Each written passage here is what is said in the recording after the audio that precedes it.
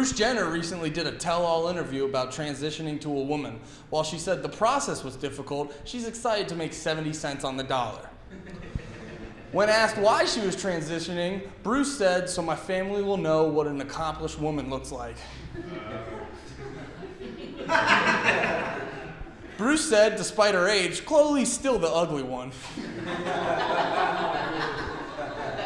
If you got offended by any of that, congratulations. You took the bait. They're offensive jokes on purpose. But at the end of the day, they're still jokes.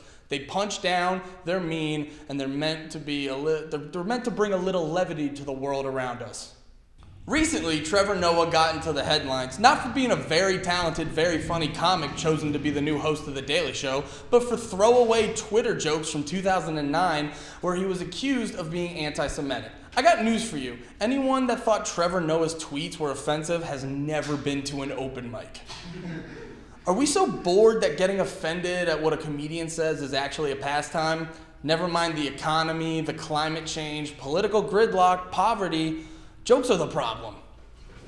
To help us weigh in on the topics in a fair, balanced manner, we've invited a bunch of comedians to share their objective opinions. And if you're easily offended, it's probably because your religion is wrong and your mother's a slut. Let's start the show.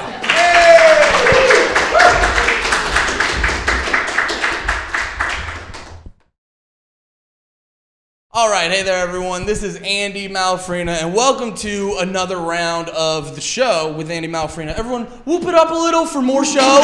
Yeah, whoop, whoop. Thank you. Keep it down, guests. Yes, that's right. And before we get into this episode, I do want to give a big shout out to the Eck House for letting us be here. Once again, whoop it up for the Eck House. Thank you. Thank you. This crowd is very great at whooping. All of the guests, thank you.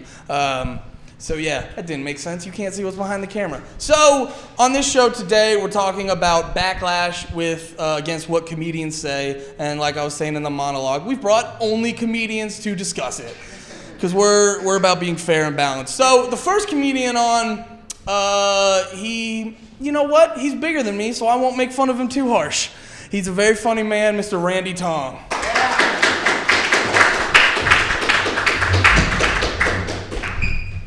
Thank you, Andy. Thank you for being here, Randy. How Thank are you you. feeling today?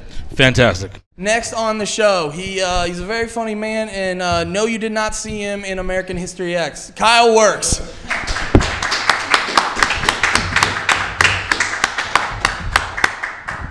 Hello. Thank you so much for being here, Kyle. No problem. Appreciate it. All right, and last,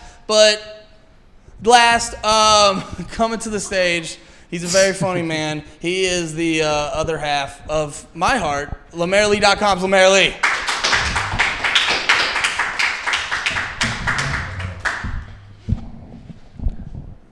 Hey. How you doing, LeMaire? I'm doing good. Good. Thank you for being here, LeMaire. So, how are we all doing? Guys, let's talk about backlash. All right. So, where to start? I'll start with you, Randy. Do you get annoyed when people just get completely upset about just words? Yeah, it depends on the intent. I always look at it as far as the backlash goes. I personally, this is my take on it, right?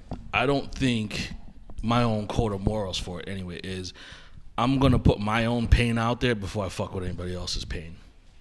I feel that. That's my stance on it. You know what I mean?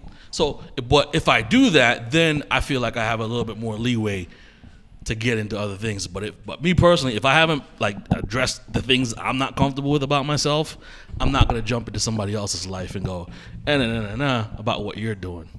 I feel that. You know what I mean?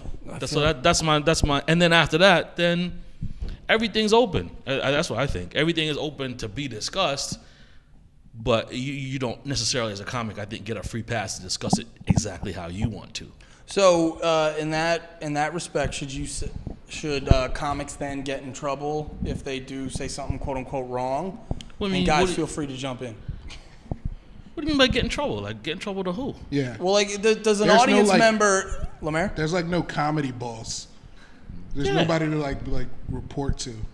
So how would we get in trouble? By society? by angry moms on their Facebook.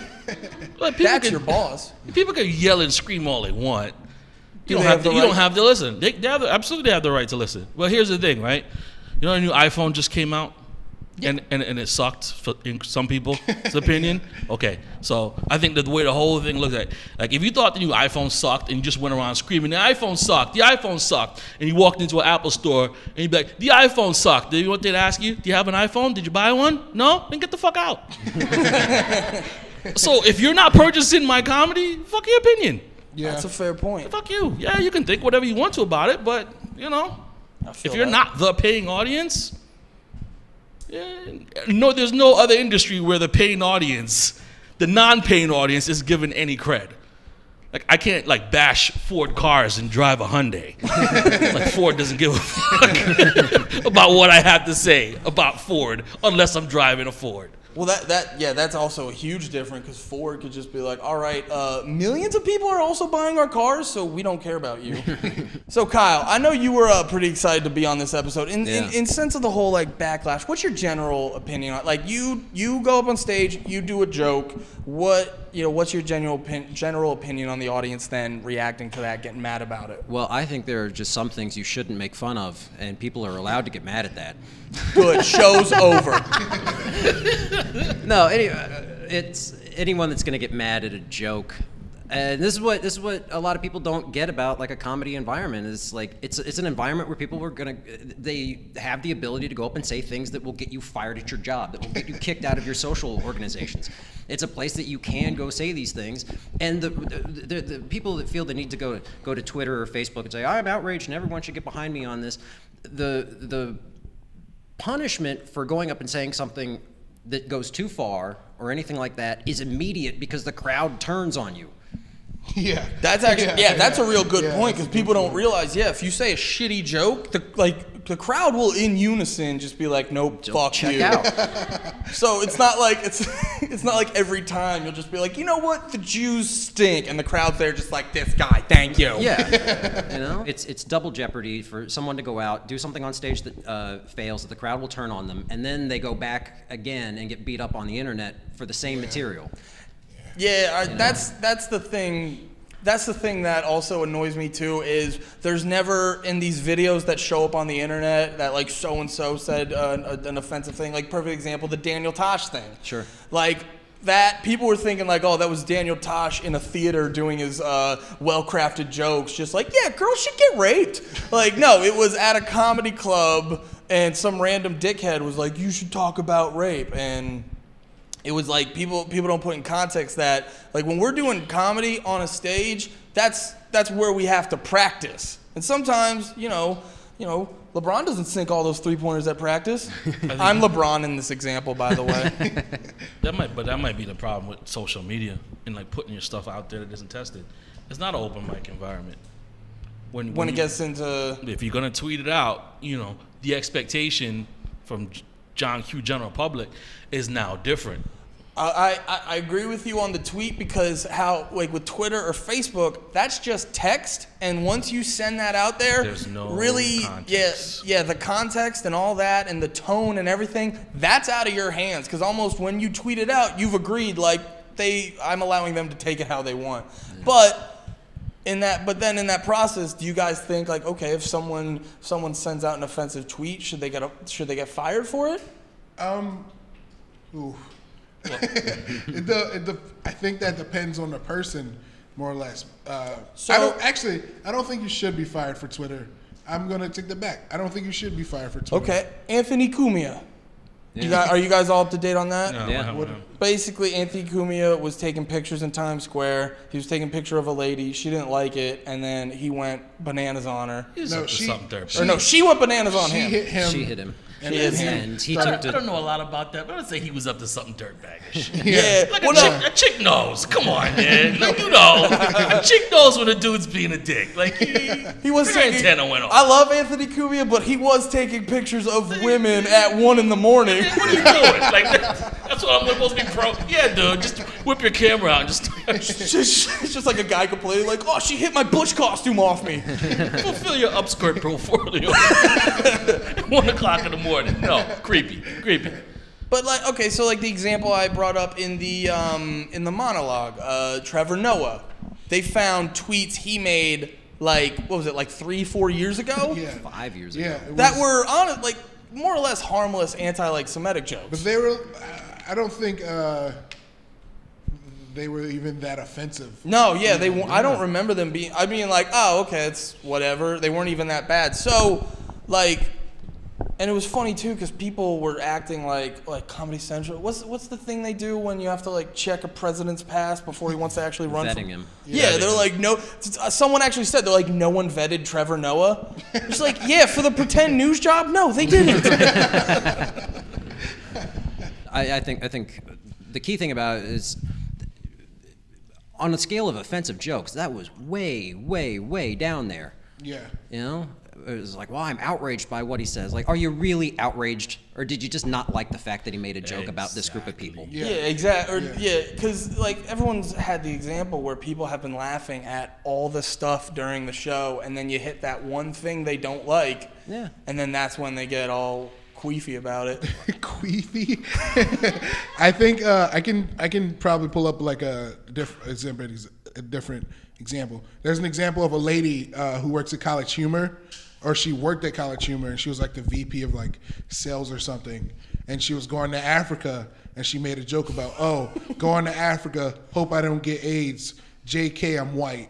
That was the joke. Was she at College Humor? I thought she worked. I don't think she was College Humor. It was College Humor. Sound guy saying no? No. Oh, no. Thank you, Sound guy. No, it was a different company. But sorry, Ian wanted to be adorably quiet, and he was just like, he looked like he didn't want to eat his peas. She was like a decent, like ranked official for some business, and then she made that joke, and then she got fired. Like, I think in a situation like I don't know, say if someone's the head of a company about eating healthy, and they're like they're posting stuff that would prove that they do their job bad. They're like at McDonald's fucking loving it. Like, I think that's more offensive. Like, because it's like, oh, you clearly don't know how to do your job. You know what I mean? That was an awful example, but you get it. You get it. Thank you. The main thing is to go back to your point about whether or not they should lose their jobs is like this is the thing though. A job is a job, man. Nobody has a job that comes without consequences. And because you have a great job and you're hosting, you know, what the hell's that show there? The Daily Show. It's an awesome job. The best job for a comic you can ever have. But the flip side of what you give up for that great job is you got to walk a tighter line, you know.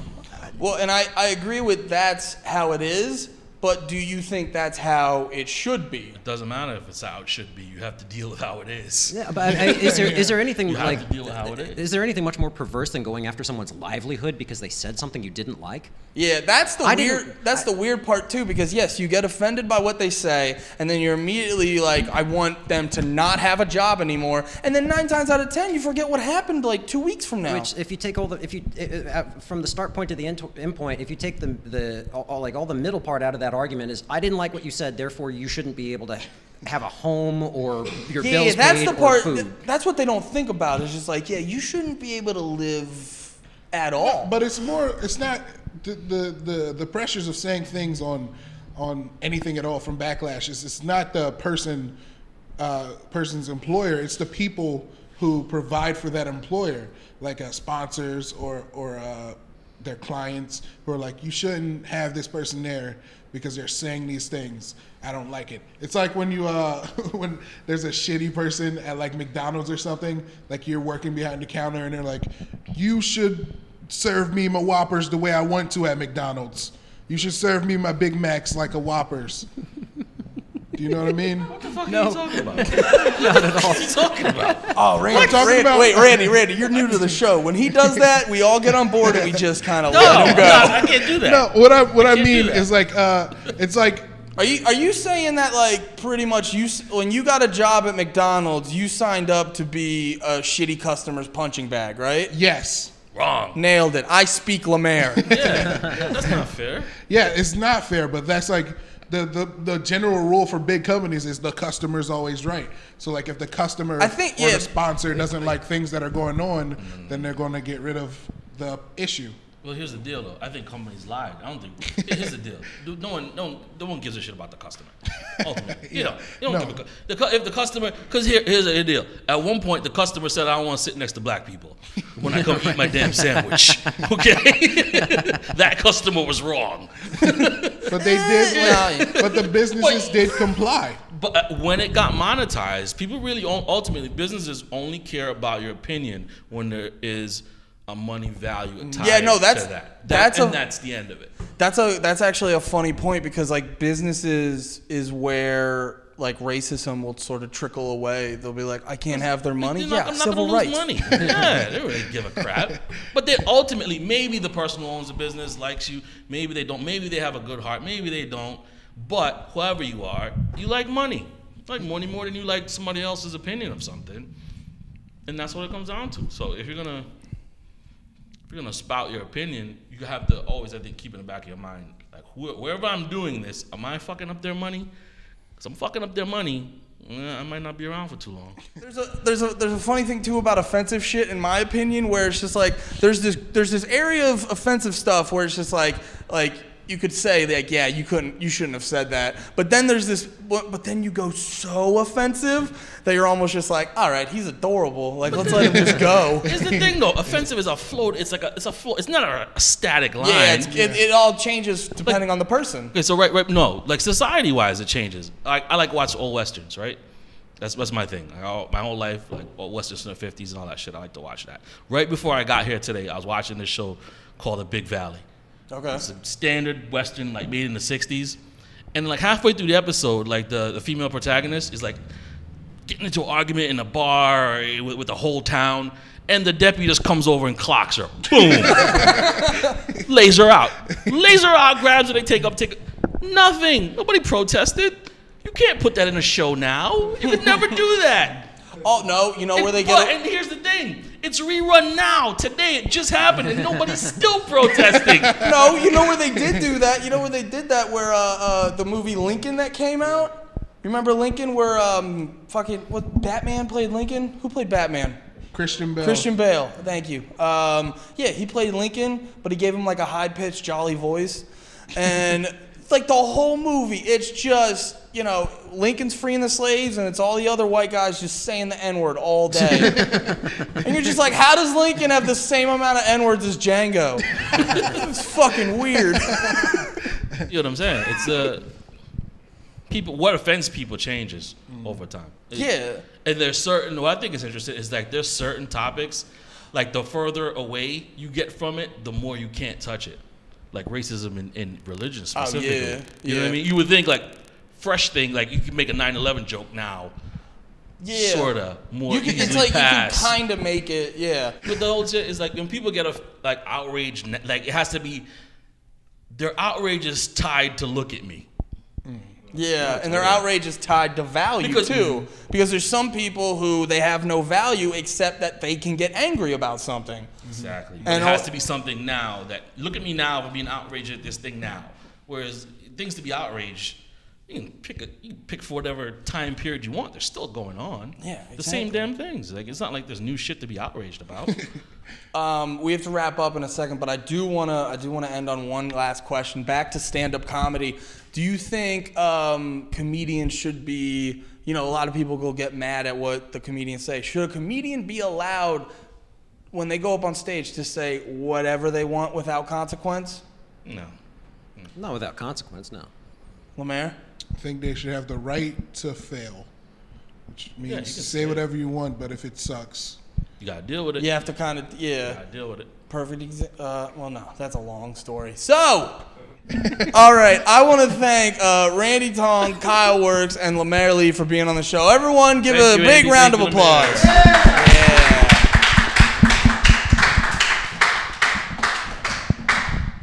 Dope.